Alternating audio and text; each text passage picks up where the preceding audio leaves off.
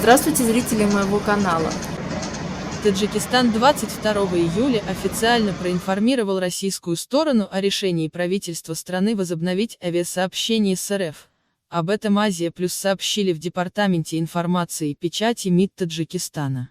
В настоящее время мы ожидаем ответа российских коллег.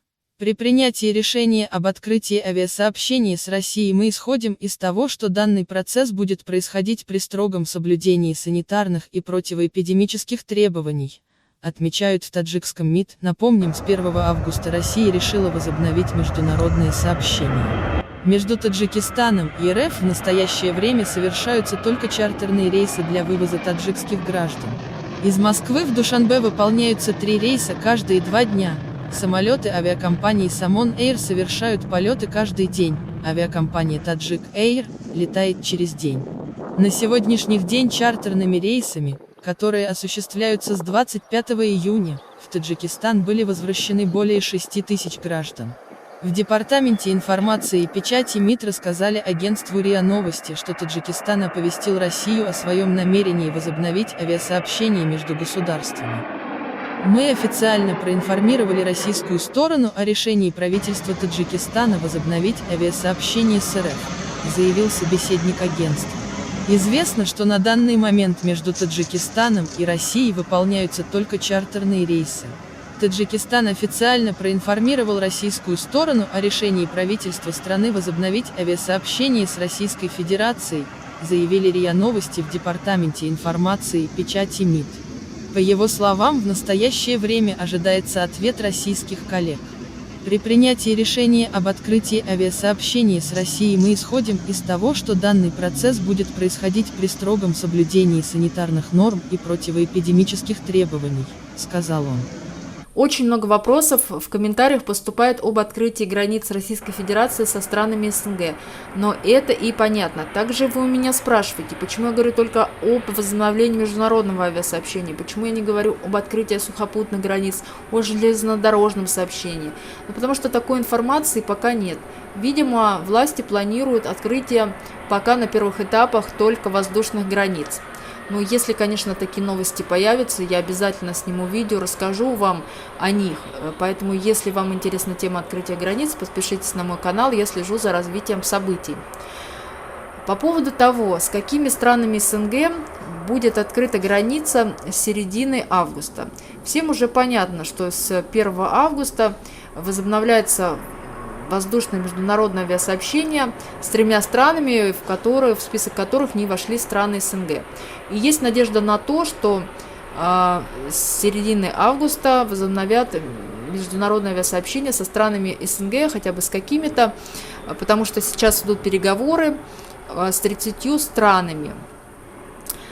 Значит, я еще раз хочу в этом видео рассказать вам о той ситуации, эпидситуации, которая складывается в странах СНГ. Это очень важно. Почему? Потому что после того, как председатель правительства Михаил Мишустин объявил об открытии границ, значит, воздушных с 1 августа с 3 странами, выступила заместитель председателя правительства Татьяна Голикова, которая в своем обращении, в своем выступлении рассказала о тех критериях, которые применяются при рассмотрении стран, с которыми Российская Федерация захочет открыть границы.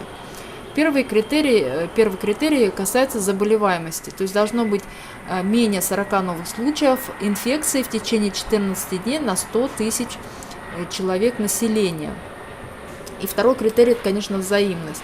Вот сейчас я рассмотрю страны СНГ и расскажу вам о той эпидситуации, которая в них складывается. Значит, Азербайджан.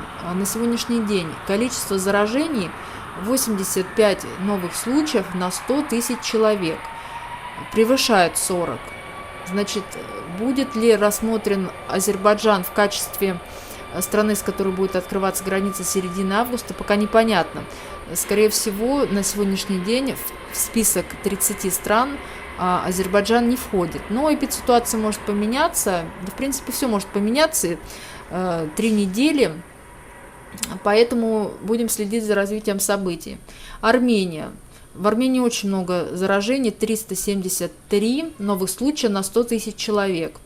Здесь очень сложно спрогнозировать, когда будут открыты границы. В Беларуси 90 новых случаев на 100 тысяч человек. Ну, то же самое, как бы даже больше, чем в Азербайджане. И неизвестно, когда эпидситуация улучшится, чтобы было меньше 40 случаев. Казахстан много, 133 на 100 тысяч человек. Киргизия 124 на 100 тысяч человек. Молдавия 142 на 100 тысяч человек. Украина 62 новых случая на 100 тысяч человек. Вот Украина, значит, чуть-чуть, ну, я считаю, превышает, да, тот норматив, который установлен. И возможно, что с Украины как раз-таки границы откроются с середины августа. Далее. Я перечислила те страны, которые на данный момент, на сегодняшний день не подпадают под критерий, который установлен Роспотребнадзором. Теперь рассмотрим, у нас осталось 2 страны, в которых ситуация хорошая. Это Узбекистан. В Узбекистане 17 новых случаев на 100 тысяч человек. Но Узбекистан пока не выразил свое намерение открыть границы с Российской Федерацией. Ранее сообщалось, что с 1 сентября Узбекистан Airways планирует возобновить международные перелеты в Россию. Об этом сообщал генеральный агент по пассажирским и грузовым перевозкам узбекской авиакомпании в России. Назывались города, это Москва, Санкт-Петербург, Казань, Новосибирск и Владивосток. Но в Министерстве транспорта Узбекистана это не подтвердили, ссылаясь на эпидситуацию, которую сложно спрогнозировать, я так понимаю, в отношении России.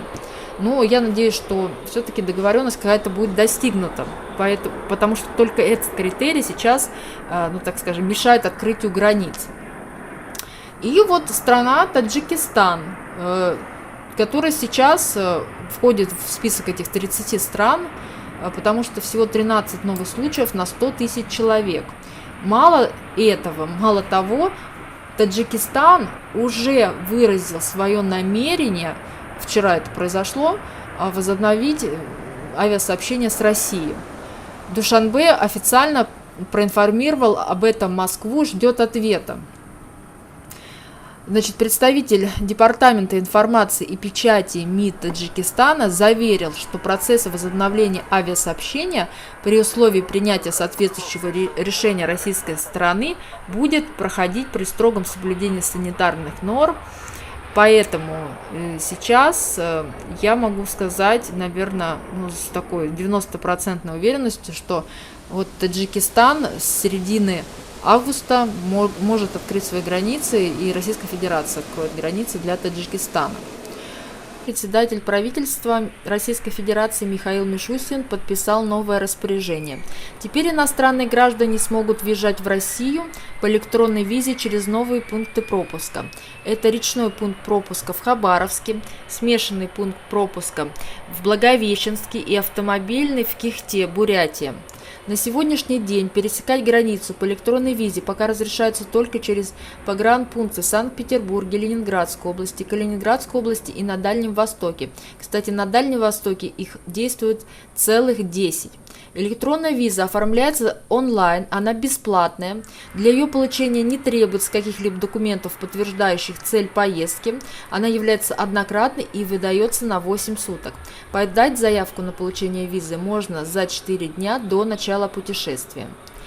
С 2021 года упрощенный порядок планируется распространить на всю страну, а срок пребывания иностранных граждан в России увеличить до 16 дней. Конечно же, иностранные граждане смогут пересекать границу Российской Федерации только после официального открытия границ Российской Федерации. Если вам было полезно это видео, если вы ждете открытия границ, ставьте лайк, пишите больше комментариев, потому что это очень важно. До свидания.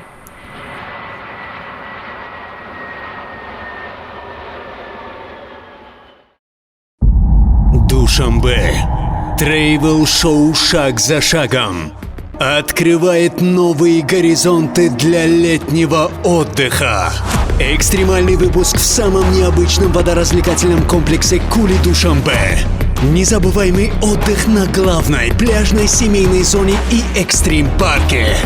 Для заряда бодрости и позитива фейкборд и флайтборд. Это море эмоций и экстремальные ощущения.